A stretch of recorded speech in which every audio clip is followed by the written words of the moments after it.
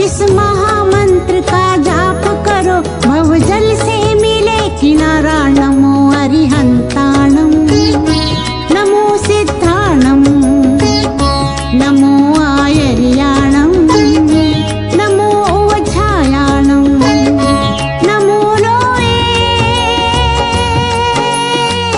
सव्वसाहुणं। मनोज जी सोरही के बाद तैयार रहेंगी सुश्री प्रिंसी जैन ललितपुर।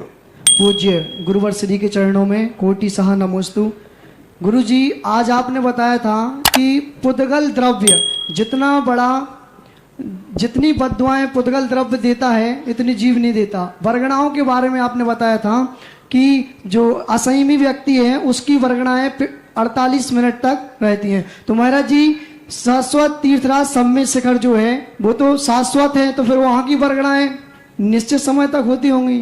नहीं, एक एनर्जी होती है। आज विज्ञान भी इस बात को मानता है। हर वस्तु की एक एनर्जी है। ये जमीन की भी एनर्जी है।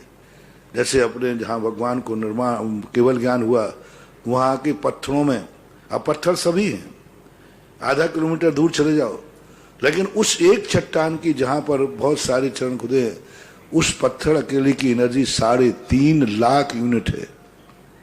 और नीचे वाले जो पत्थर बिछे उनकी इतनी नहीं है। और आगे चले जाओ, पत्थर एक ही सैंडस्टोन है, लेकिन मात उस शिला की है।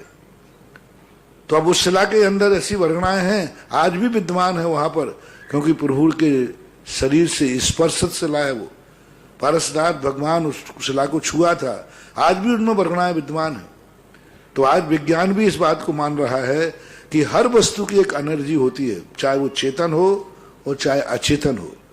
और वो अचेतन की जो वर्गणाएं होती हैं वो हमारे अनुसार, यदि हम बुरा काम करते हैं तो वह बुरा रूप धारण कर लेती है, हम अच्छा काम करते हैं तो अच्छा रूप धारण कर लेती है। जैसे हमने उदाहरण दिया, अपने बुरा भाव हुए तो कर्मणाएं पाप रूप हो गई। कर्मणाएं अपने आप स्वतः, किसी ने किया नहीं है। और अपन ने पुण्य भाव किया तो वर्गणाएं पुण्य रूप हो गई, अपने आप स्वतः ही अपने आप हो जाता है। तो यही तो सबसे बड़ी एनर्जी है। अब पुद्गल ने हमें बद्दुआ दे दी, तूने बुरे भाव किए हैं, जा मैं तुझे दुखी करूंगा। तूने अच्छे भाव किए हैं, जा मुझे तुझे सुखी करूंगा। तो यही तो बद्दुआ है। बद्दुआ एक अपनी भाषा है, समझाने के लिए भाषा है। बद्दुआ का अर्थ मनुष्य जैसी बद्दुआ नहीं, उसके वचन है ही नहीं, लेकिन उसकी भी रेंज होती है। किसी भी वस्तु को हम निगेटिव दृष्टि से देखेंगे तो वो भी निगेटिव हो जाता है। जैसे अभी जगदीश चंद्र बसु ने कितना बड़ा उदाहरण दिया। कोई अपन को मारने आता है तो अपन ही नहीं डरते हैं, अपन ही नहीं घबराते हैं। जगदीश चंद्र बसु ने कहा कि जब कोई माली या कोई व्यक्ति पेड़ को काटने जाता है तो वो ऐसे ही कांपता है जैसे कोई दुश्मन, कोई आतंकवादी, कोई डाकू मनुष्य को मारने आवे। जैसे अपन को कोई मारने आ रहा है तो अपन जैसे कांपते हैं, ऐसे पेड़ पौधे भी कांपते हैं। पेड़ पौधों के अंदर भी, बस वो आवाज नहीं कर सकते इसलिए अपन को सुनाई नहीं देता, लेकिन उनमें भी कंपन होता है। और जब वो माली पानी सींचने जाता है तब उनके अंदर अलग एक ढंग का स्पंदन होता है, जो हर्षित होते हैं। कई पेड़ संगीत सुनाने से बढ़ते हैं, बहुत बढ़ते हैं। कई पेड़ ऐसे होते हैं जिनको छूने से, आप देखना कई गमले में पेड़ होते हैं तो घर के जो मालिक होता है, मालकिन होती है, स्त्री होती है, उसको यदि कोई छू लेता है, बड़े सहला देता है, वो खिल जाता है।